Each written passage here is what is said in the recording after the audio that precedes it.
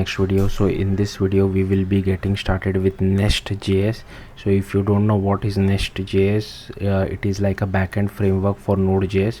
So just like you use Express.js or Fastify for doing web APIs, NestJS is a similar thing, but it is much more, I would say, user friendly or developer friendly, like because it has much more technical docs, and it internally uses both Express.js or Fastify depending on what you need.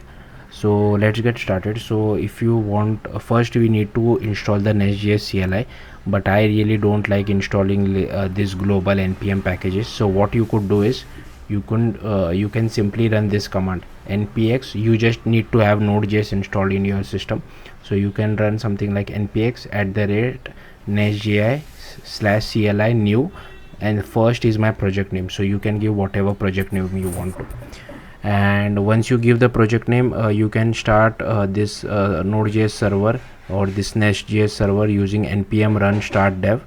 Npm run start is fine, but it won't watch your changes. So if you want to watch your changes, you can run something called npm run start dev.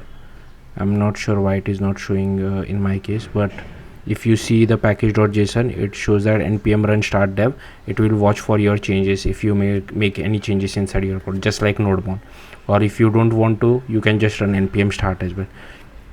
So this video is basically about explaining the structure of the project. So basically you can ignore everything else. Firstly, we will be using TypeScript, and the structure is very similar to an AngularJS app. So if you know Angular, you will feel right at home over here. So first file is this app controller spec.ts. You can ignore this, like this is a testing file, so we won't concentrate much on it. Next is this main.ts, like this is just for bootstrapping your Next.js application. And if you see the app service.ts, so here we have a method called get hello, and it returns hello world.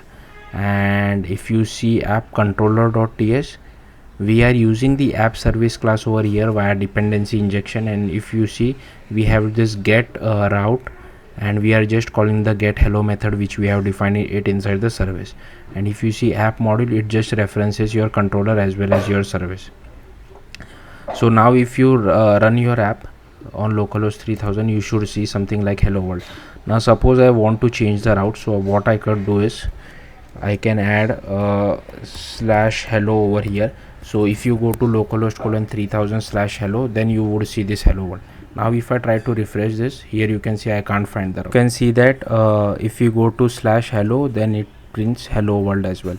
Now if you want, you can add the route to your controller as well. So suppose if I add something like /API to my controller, now if I try to refresh this over here, it won't work. What I will have to do, I will have to go to /API/hello, and here you can see hello space world. So yeah, that's it. Thank you for watching. Bye.